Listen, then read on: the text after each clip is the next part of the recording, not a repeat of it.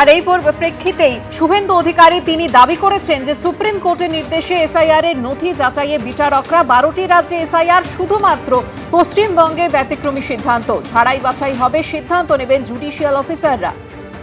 তথ্যোপযুক্ত কাগজ থাকলে দেখাবেন। বিচার বিভাগকে যুক্ত করা হয়েছে, 12টি রাজ্যে এসআইআর হয়েছে, কেন্দ্রশাসিত অঞ্চল সহ 11টা জায়গায় এই ধরনের সিদ্ধান্ত হয়নি, পশ্চিমবঙ্গে একটি ব্যতিক্রমী সিদ্ধান্ত হয়েছে।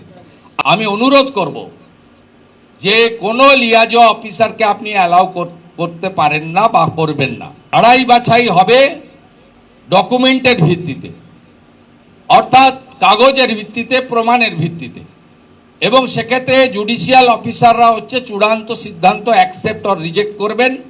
তাদেরকে দুজন সহযোগিতা করবেন, একজন ভারত সরকারের যে কর্মচারীরা আধিকারিকরা এসেছেন মাইক্রো অবজারভার তারা থাকবেন, আর আরেকজন থাকবেন রাজ্য সরকারের দেওয়া গ্রুপ সি যারা অফিসার্স তারা।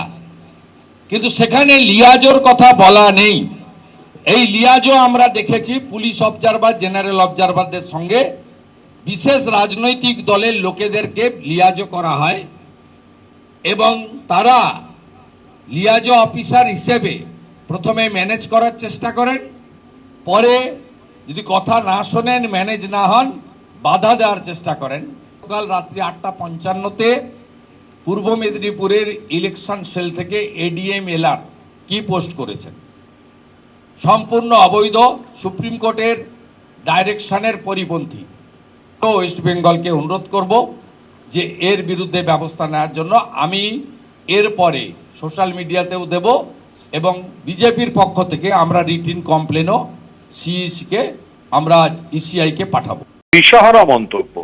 তার কারণ হচ্ছে মহামান্য সুপ্রিম কোর্টের নির্দেশে কলকাতা হাইকোর্টে যে প্রসেসটা চলছে সেটা তো ওদের পছন্দ হচ্ছে না। তো ওরা তো জানে যে ওরা জাতীয় নির্বাচন কমিশনকে দিয়ে ওদের পছন্দ মতো লোক ঢুকিয়ে যে ম্যানিপুলেশনটা করতে চাইছিল, মাননীয় মুখ্যমন্ত্রী মমতা বন্দ্যোপাধ্যায় যে বিপদগুলো সকলের সামনে এনেছেন, সুপ্রিম কোর্ট জুডিশিয়ারিকে ইনভলভ করে দিয়েছে।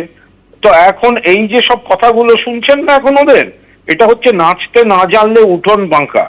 যেটা ওরা করতে চেয়েছিল দলীয় ক্যাডার বসিয়ে যাদের একটা পদ তৈরি করে দিয়ে যা ইচ্ছা করে দেওয়া, কেটে দেওয়া, বৈধ ভোটারদের হ্যারাস করা, এখন জুডিশিয়ারি থেকে অফিসাররা যাওয়ায় ওদের সেই গুড়ে বালি হয়েছে। এবার মূলত সার্বিকভাবে ফলে ওরা একটু দিশাহীন হয়ে পড়েছে, সেই কারণে এখন এই অবান্তর কথাগুলো বলছে শুভেন্দু অধিকারী। এবিপি আনন্দ, এগিয়ে থাকে, এগিয়ে রাখে।